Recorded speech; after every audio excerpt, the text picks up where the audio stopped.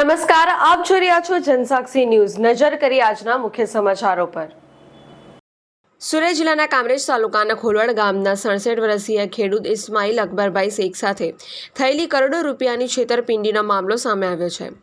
Electronics ઉપકરણોના showroom અને ઊંચા કમિશનની લાલચ આપીને તેમની સાથે કુલ રૂપિયા 1.55 કરોડની છેતરપિંડી થઈ હતી। આ ઘટનામાં અમદાવાદ ખાતે રહેતા મુખ્ય આરોપી અંકિત પ્રશાંત કુમાર વ્યાસ અને તેની પત્ની વિપાસા વ્યાસ છે, જેમણે અન્ય એક આરોપી રીનલ પટેલ સાથે મળીને આ કૌભાંડ આચર્યું હતું। આરોપીઓએ ઇસ્માઇલભાઈને પહેલા જૂની કંપની અને પછી નવી કંપની ડ્રીમ કેર ટ્રેડિંગના નામે છેતર્યા હતા। તેઓએ ગોડાઉન ખોલાવવા, ભાગીદારી પેઢીના રજિસ્ટ્રેશન અને મોટા ઓર્ડરના બહાના હેઠળ ટુકડે 1.50 કરોડથી વધુ રૂપિયા પડાવ્યા।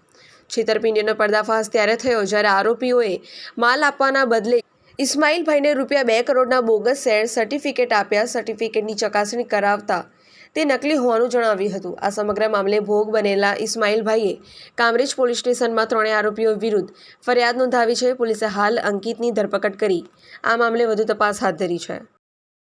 અંકિત નામના વ્યક્તિએ જે અમદાવાદમાં રહે છે, અંકિત વ્યાસ, દીપાસા વ્યાસ અને એની સીઈઓ કંપનીની સીઈઓ જે ખરી રીનલ પટેલ, એ ત્રણ મળીને મારા પાસે આવેલા। અંકિત વ્યાસને હું અરાઈસ કંપનીમાં સર્વિસ કરતો હતો ત્યારથી ઓળખું। અરાઈસ કંપનીના C&F તરીકે હું કામ કરેલું, પછી એ કંપની બંધ થઈ ગઈ।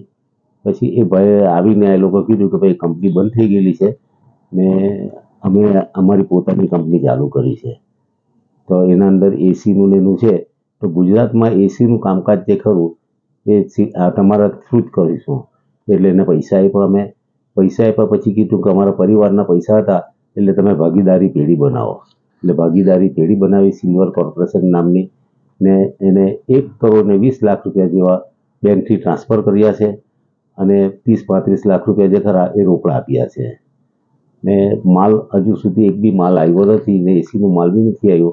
વચમાં કોરોના આવેલો છે, માલ આવવાનો છે, ટ્રાન્સપોર્ટમાં છે, બધું આવું વાયદા કર્યા ને હજુ સુધી એક બી પૈસો મળ્યો નથી। આ અમારા આખા પરિવારના આખી જિંદગીની કમાણીના પૈસા છે ને મને મળી જાય એવી તમે બી પ્રાર્થના કરજો। આ વાતે અમે કામરેજ પોલીસ સ્ટેશનમાં અરજી લખાવેલી છે ને ઝડપી ન્યાય મળે એવી મારે કામરેજ પોલીસથી આશા છે।